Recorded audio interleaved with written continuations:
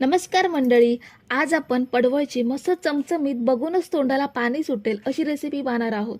जे लोक पडवळ खात नाहीत त्यांना असं पडवळ बनवून दिला तर बोटे चाकत राहतील एवढी जबरदस्त ही भरलेल्या पडवळची रेसिपी होते। भरलेली पडवळ फ्राय बनवण्यासाठी आपल्याला खूप जास्त वेळ नकोय। साहित्य सुद्धा आपण घरातीलच हाताखालच्या साहित्यामध्ये बनवणार आहोत आणि पहिल्यांदा बनवत असाल तरीही एकदम परफेक्ट होईल अशी रेसिपी आहे। तर भरलेली पडवळ फ्राय बनवण्यासाठी मी इथे पाव किलो पडवळ घेतलेत। पडवळ स्वच्छ धुवून वरची साल हलकी काढून घेतली आहे आणि या पद्धतीने पीसेस करून घेतलेत। आतमधले बिया मी काढून घेतल्यात।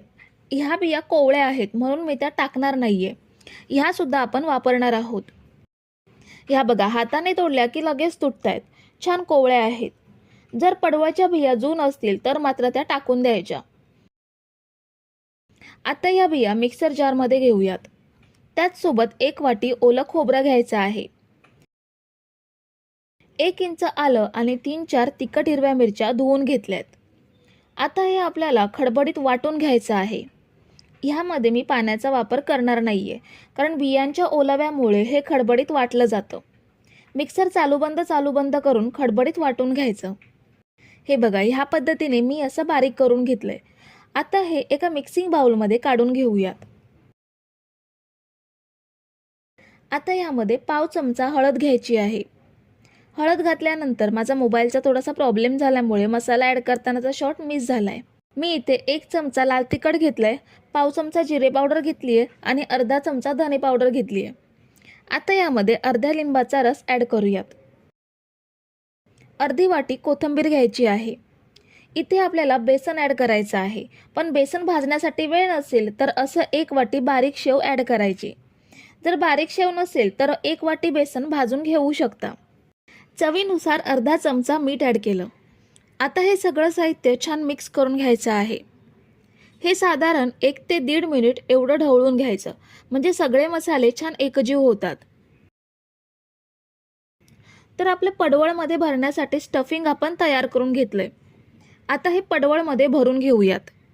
दोन्ही बाजूने दाबून दाबून स्टफिंग गच्च भरायचं। हे बघा ह्या पद्धतीने प्रत्येक पीसेसमध्ये स्टफिंग भरून घेऊयात।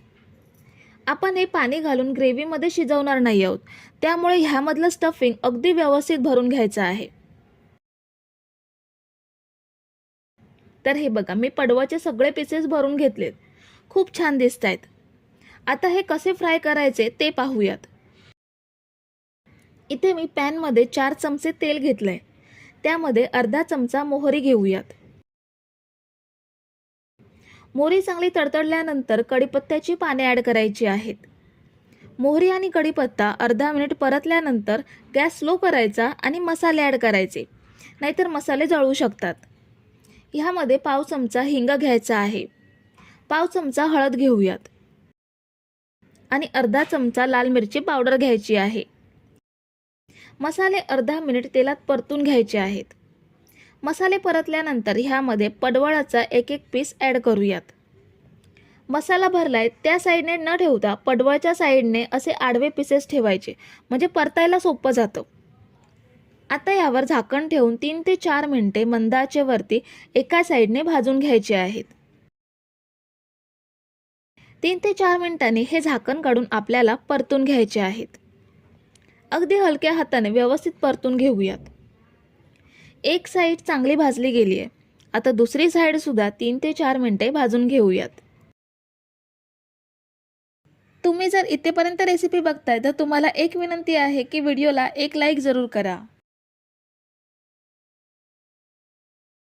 तर आपण दुसऱ्या साईडने सुद्धा 3 ते 4 मिनिटं पडवळ भाजून घेतली आहेत। खूप छान भाजली गेली आहेत। पडवळ कोवळी असल्यामुळे लवकर शिजतात। सुरीने बघूयात। हे बघा खूप छान शिजली आहेत। आता ही आपण एका प्लेटमध्ये काढून घेऊयात। तर आपले मस्त चमचमीत भरलेली पडवळ फ्राय तयार आहेत। अशी भरलेली पडवळ जेवणात असतील तर भाजीची सुद्धा गरज लागत नाही। खूप छान लागतात चवीला, एकदा करून नक्की बघा। तर मंडळी रेसिपी कशी वाटली हे कमेंट करून नक्की सांगा आणि व्हिडिओला न विसरता लाईक करा। रेसिपी तुमच्या मित्रमैत्रिणींसोबत शेअर करा आणि चॅनलला सबस्क्राईब केलं नसेल तर लगेच सबस्क्राईब करून घ्या। थँक्यू।